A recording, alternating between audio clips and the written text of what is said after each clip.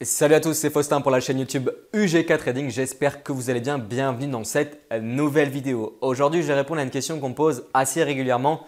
Faustin, c'est quoi le spread en trading? Faustin, c'est quoi la différence entre un spread fixe et un spread variable? Et quel spread je dois choisir pour mon trading personnel? Alors vous le savez, pour ceux qui suivent la chaîne, je suis un ancien broker sur indices, forex, matières premières et actions. Et sur ce type de produit, on parle très régulièrement de spread et non de commission. Avant de répondre à ces questions, n'oubliez pas de vous abonner à cette chaîne YouTube, activez comme d'habitude la cloche des notifications, mettez un like et si vous avez des questions, n'hésitez pas à les mettre dans les commentaires. Alors c'est quoi le spread? Alors le spread, c'est la différence entre le bid et le ask, la différence entre le prix d'achat et le prix de vente sur un actif négociable en bourse en trading.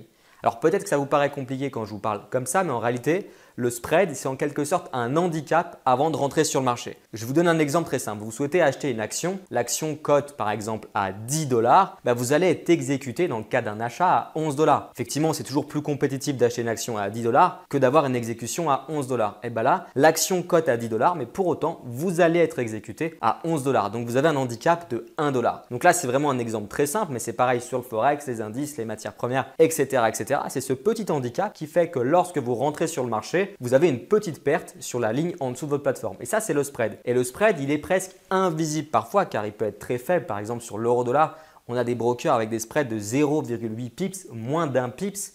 Donc, c'est vraiment ridiculement petit. Et donc, parfois, on ne se rend pas compte du spread. On a à peine rentré sur le marché qu'on est déjà en positif et on a déjà avaler le spread car le prix est allé dans le bon sens. Si vous souhaitez vendre le marché, c'est exactement le même mécanisme mais dans le sens inverse. Donc le spread, moi je pars du principe que c'est une sorte de petit handicap que le broker va se mettre dans la poche. Le fournisseur de liquidité, le marché, le broker ne prend pas tout, mais un markup, il va avoir des spreads très compétitifs et il va vendre au client un spread un peu plus cher et il va prendre la différence.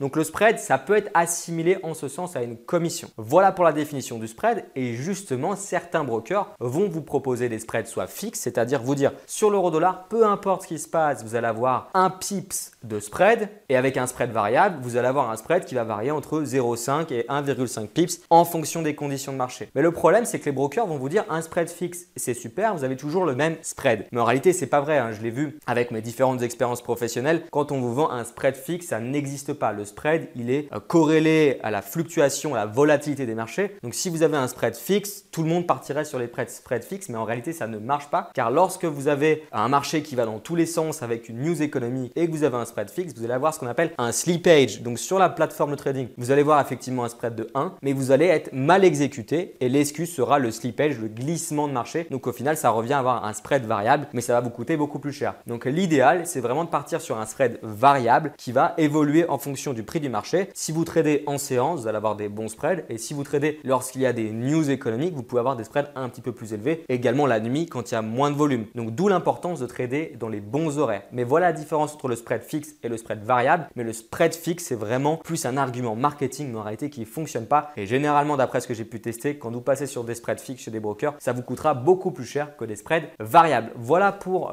cette petite vidéo sur le spread. C'était très rapide. J'espère vraiment que vous avez compris que c'est un petit handicap lorsque vous ouvrez la position, mais que sur le forex, ça coûte pas très cher, sur les indices, ça coûte pas très cher, dans la mesure où vous passez par un bon broker. Voilà, cette vidéo était courte, elle est maintenant terminée. Si jamais vous avez des questions, je le rappelle, mettez-les dans les commentaires. Également pour ceux qui souhaitent apprendre le trading à mes côtés, je le rappelle, il y a la formation UGK Trading, totalement gratuite. Je vous mets le lien dans la description. C'est une stratégie de trading clé en main pour réussir sur les marchés financiers de manière durable. Pour les autres, on se retrouve pour une prochaine vidéo, mais surtout, comme d'habitude, soyez super prudents sur les marchés financiers. C'était Faustin pour UGK Trading. Thank you.